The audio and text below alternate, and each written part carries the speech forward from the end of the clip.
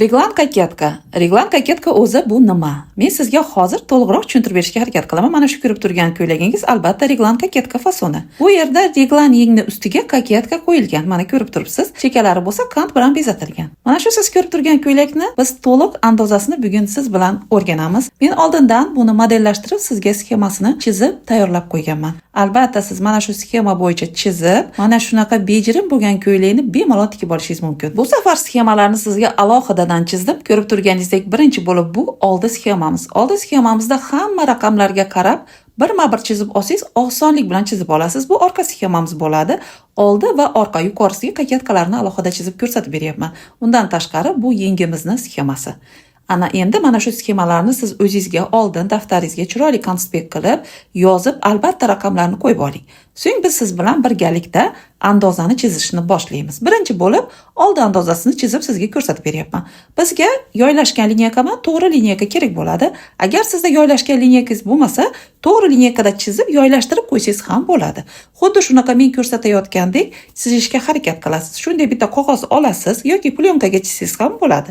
Albatta raqamlarga qarab, raqamlarda har bir detallar belgilangan, xuddi shu raqamlar bo'yicha chizishingiz kerak bo'ladi. Nega deganda, hamma raqamlar bir-biriga bog'liq. Endi siz bu yerda bu siz ko'rsatayotgan andozangiz nechinchi razmerga to'g'ri keladi deb so'rashingiz tabiiy. Bu men ko'rsatayotgan razmerdagi aynan bu sxema bemalol 42-razmerdan 48-razmergacha to'g'ri keladi. Undan ham katta razmerlarga qanday qilib kengaytirishni ham men sizga hozir to'liq tushuntirib beraman. Demak, sxema bo'yicha oldi bo'yin o'yindig'imiz yuqorisi 10, pastga 7 sm, yelkasidan 4 sm, kengligi yelkamizni 15 sm, koketkani umumiy kengligi 23,5 sm bo'ladi.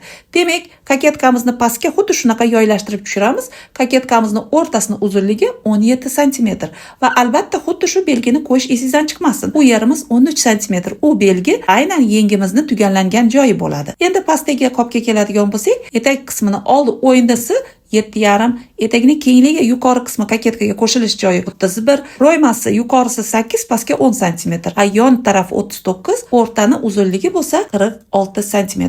Bu kalta holatda ko'rsatganim bilan siz buni bemalol pastga qancha kerak bo'lsa, xuddi shu liniyalar yonbosh va o'rta liniyani uzaytirib ketishingiz mumkin. Qancha kerak bo'lsa uzun qilib, xuddi shu sxemadan foydalangan holatda uzun qilib ketasiz. Men aytib o'tganimdek, bu yerda kichikroq, kaltaroq fasonda qilib ko'rsatdim. Lekin hech narsa o'zgarmaydi, pastdan uzun qilib ketamiz. Endi biz orqani ham andozasini siz bilan tayyorlab chizib olamiz. Orqa andozamizni ham birinchi bo'lib yuqoridagi koketkalarni chizib olamiz.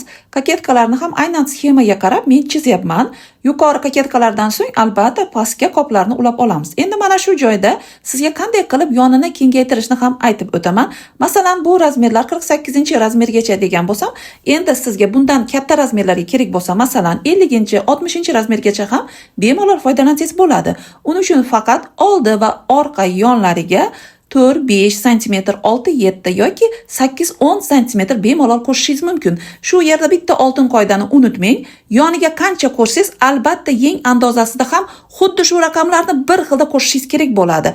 Aynan yengimizni proyma tugallangan joyiga qanday yoniga qo'shsak, xuddi shu razmerni, masalan, 4-5 sm yoniga qo'shgan bo'lsak, xuddi shunaqa yengimizni ikki tarafiga ham 4-5 sm qo'shiladi. Aytib o'tganimdek, bu eng katta razmergacha mana shu sxemadan foydalangan holatda bemalol to'g'ri keladi. Demak, orqa andozamizni ham mana chizib oldik. Demak, yuqoridan pastga 4 sm, bo'yin o'yindig'imizni eni 10 sm, yelkamizning kengligi 15 sm, yuqoridan 6 sm yelkani tushirdim. Va bu yerda koketkamning o'rtasiniki uzunligi 12,5. Koketkamni aynan mana shunaqa belgilangan joyi bor bu yerda ham. U joy 12 sm, aynan yengimizni qo'shilish joyi. Pastga qopni chuqurligi 4 sm, kengligi yuqorisi 27 sm. Proymamizni yuqoridan kengligi 11 sm, pastga 13 sm o'yindiq o'yilgan. Yonboshi 39 sm. Aynan qopning o'rtasini uzunligi bu yerda 51 sm. Etagining kengligi har doim o'ziga qarab kengaytirib ketsangiz bo'ladi. Men aytib o'tganimdek, uzunlik bu yerda kalta ko'rsatilgan, lekin siz buni xohlagan shaklda uzaytirib ketishingiz mumkin. Demak, bu bizni to'liq orqa sxemamiz, ya'ni orqa andozasining to'liq sxemasi. Endi bizga yeng andozasini ham tayyorlashimiz kerak bo'ladi. Yeng andozasini ham albatta sxemalardan foydalangan holatda, ochiq holatda men sizga tayyorlab beryapman. Bu yerda oldi va orqa yeng andozasi birdan mana shu ochiq holatda tayyorlanyapti.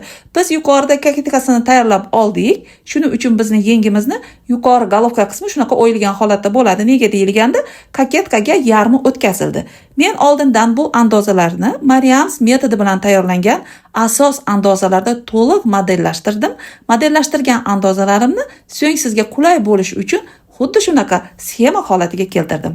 Mariams Akademiyasi tomonidan sizlar uchun astoydil Alloh roziligi uchun to'laligicha mana shunaqa ilmlarni berib boryapmiz.